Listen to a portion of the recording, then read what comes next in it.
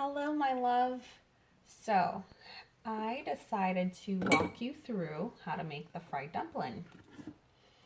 I already have 2 cups of flour here. My grandmother always taught me to sift the flour. So, that's what I'm going to do. And this is self-rising flour. So, that's 2 cups of self-rising flour.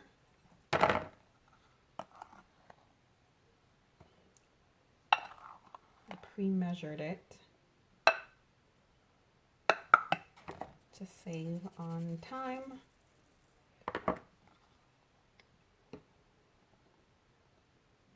Just being careful so that way I don't get an extra that got in there. And I washed my hands before I started this and cleaned under my nails. Okay, so I'm going to put that to the side. So that's 2 cups of flour. I like to leave like a 1/4 cup off to the side, and I will explain a little bit later, but we are going to use 2 full cups. Okay, the next thing I have is some butter.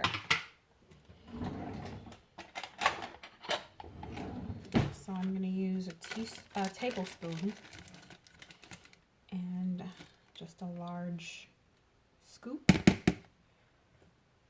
You can do 2. I'm going to put that to the side because I'm done, and because I touched the drawer, I'm like really anal about this. I'll quickly just rinse my hands again, being careful not to touch the sink. Paper towel here, and if you have gloves, that helps. I just don't have any. So I'm okay with my hands I'm making for myself. Then you kind of work it in. You work the butter into the mixture. And it melts while you're working it in. So you don't have to worry about that. Just work it in. I'm just looking to see if there are any large clumps that I need to work it in. See, like there's some butter right there. Just work it in a little. Doesn't have to be perfect. Okay. And then with my left hand, I just want to add some salt. Now, I don't usually measure my salt, but for the purpose of the video,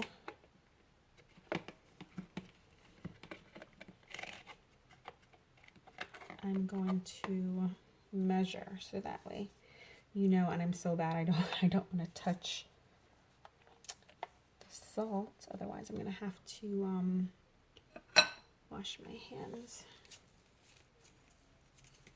I've perfected this almost. Okay, so I'm going to say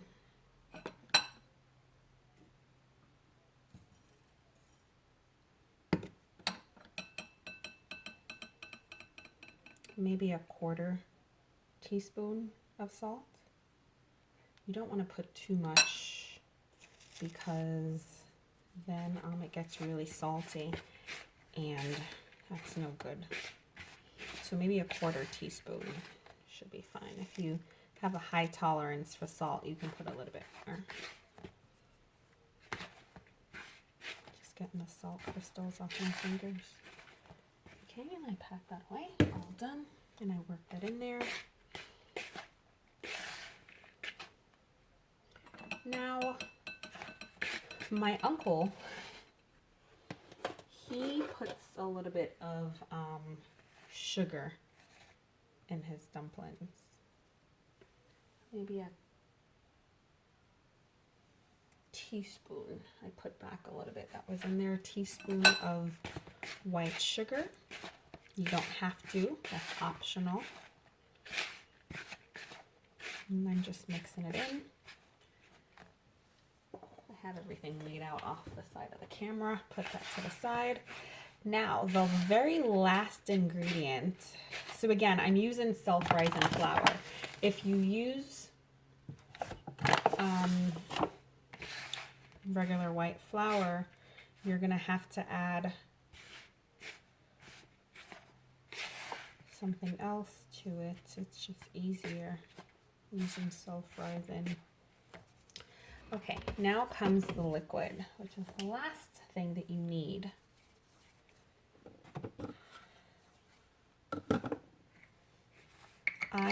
Like I mentioned, I haven't measured, so I don't know the ratio of liquid. This is already this part, the handle is clean, so I'm going to touch it with the cup with my left hand. So anyway, I've never measured, so this is a 1/4 cup. I think I use like 3/4 cups. I'm just gonna put that right there.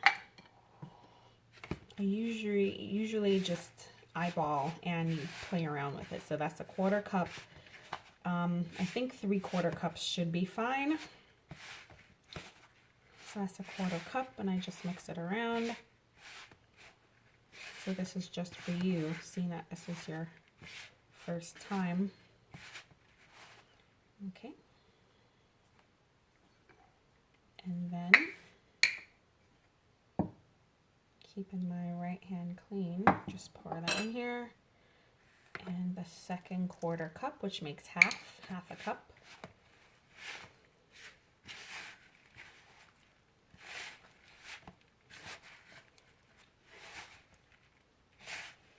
And as you'll see, it starts to get a little wet as you're forming your dough.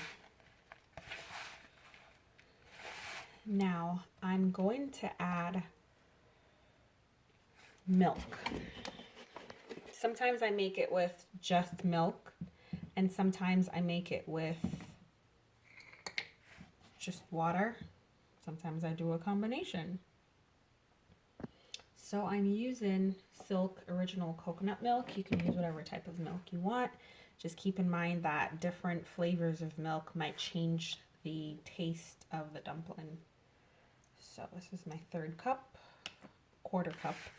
So I poured in just a little bit because I know that's just a lot of liquid. So this is where the extra flour that I left to the side, the 1/4 cup, comes in.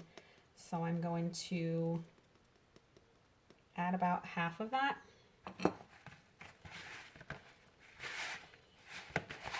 And don't mind if it gets messy. So all I'm doing is kneading it into the flour that's at the bottom that I just entered, and I'm kind of flipping over the parts that's wet and making sure that it has the flour into it. That comes in that part that's wet. Using my hand, I'm kneading it into that extra flour and twisting the dough at the same time so I can get the parts that's really wet. I'm gonna add some more. Doesn't matter where you put it. You can put it on top of your dough that's already there, or you can put it in the bottom of your bowl. It doesn't matter. And you mix it in. So now I'm going to add the remainder of my milk. And like I mentioned earlier, 3/4 might be an exact amount, which is great. It's still very moist and you can hear it. You can hear the sounds. So again, this is where my extra flour that I left to the side comes in.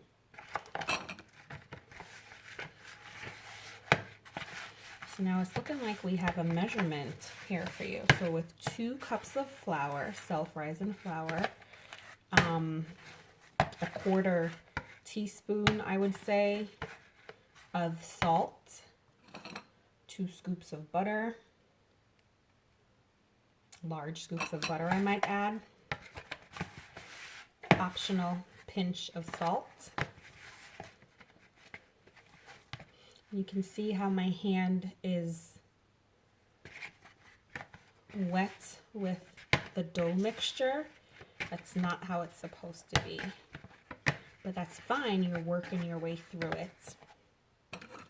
So I'm gonna add some more. I think I did it in when I added that entire thing of milk. but that's fine because I can always add a little bit more flour. So now I know, and you know for future reference, that you don't quite need 3/4 of a cup.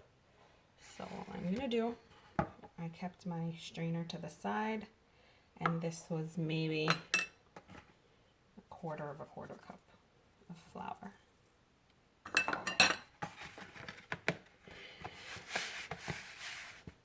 Like 1/8 cup of flour, not much at all. And you can see the consistency of the dough changes. It's not as wet as it used to be. So this extra that I added was like 1/8 cup of flour. So you just want to mix it around. You want to knead it is what you're doing, but I'm kneading it gently because you don't want to over knead your dumpling.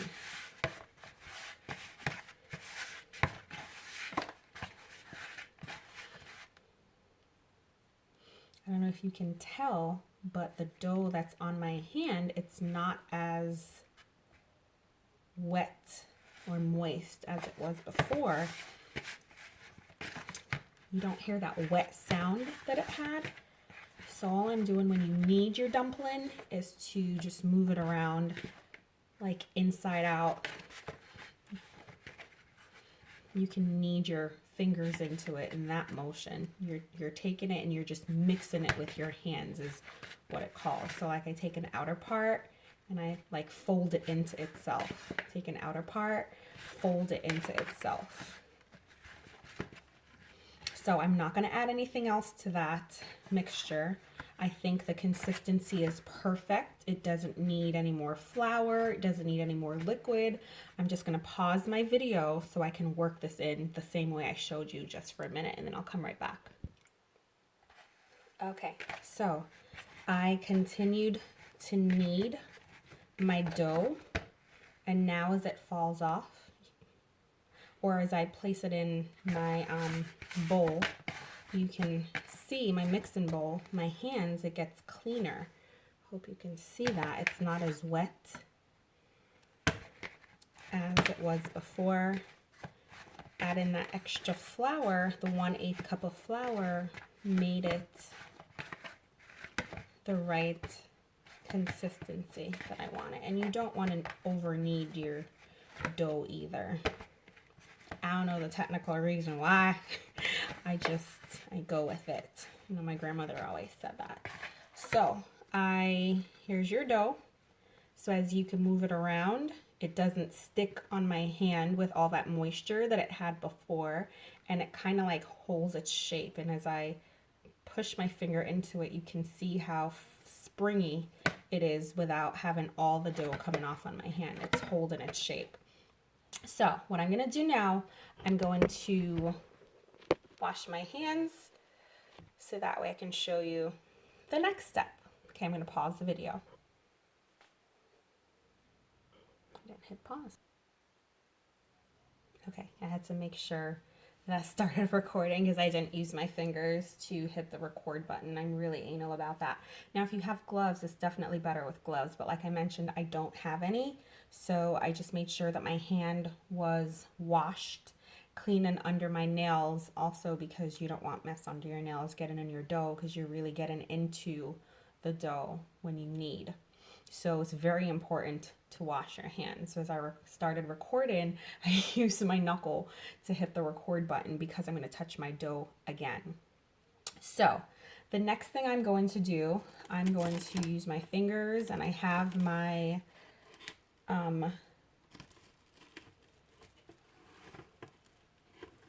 cling wrap is the other brand, the clear plastic wrap, and I just cover it over. And I use my hand to slide. No judgment. I don't like touching stuff while I'm cooking. And then I use my hand right here to just like slide. I have the slide cutter and pull it apart. Now, you'll see why I didn't want to touch it. It's not just the fact that I am going to cover this Otherwise it would have been fine, but I'm actually going to touch my dough again. So put my hand under here because this was the outer part, and then I take my dough and I'm going to place my dough in the middle of the plastic wrap. And I'm going to wrap it. Now, this is what I do. It doesn't have to be the same for everyone, but this is what I do when I'm making my dough. So I have my dough wrapped in the plastic wrap, and then I place it back into my mixing bowl, or you can put it in a smaller bowl. It doesn't really matter, okay? And then I'm going to put this in the refrigerator for about 20 minutes. So you want to refrigerate for 20 minutes. My refrigerator is stacked, so I'm going to have to take some stuff out. I have pineapples. I'm going to make a dish with these pineapples. Yum, yum. So I have to find something special to do with the pineapples because, you know. So I'm going to refrigerate that just like that for about 20 minutes. So I'm going to find something to do in the meantime, like cleaning up. You don't have to set a timer. You can if you want. It doesn't matter. If you have it more than 20 minutes, it's totally fine. If it's refrigerated for more than that, it won't harm your dough in any way. Just be sure to use your dough the same day, I guess. I've never really done it over an hour. I think I've refrigerated my dough for at least an hour, and my fried dumplings were fine. But I've never done it overnight or for more than an hour. I'm sure it will be fine. So what I'm going to do is just to clean up my workspace. So I'm going to pause this video and I'll come back in 20 minutes. Okay, so as I'm here cleaning up, I took a look at the time and I completely forgot that I have something else to do. So it is 3:04 on Friday, and I have a faculty meeting online, this whole digital virtual distance learning. Anyway, I have a faculty meeting online at 3:30. So it's not going to take me 10 minutes to prep and fry the dumplings. So I'm gonna have to stop this video. I hate having to do 2 videos, but I have to stop because I'm not going to have enough time. My faculty meeting should probably go until 4 o'clock. So I'm going to stop the video and I'll figure out how to share it with you. It's already 18 minutes long, but I'm going to have to do a second video on how to do the frying of the dumplings. So I'm going to stop. Hopefully you have everything that you need.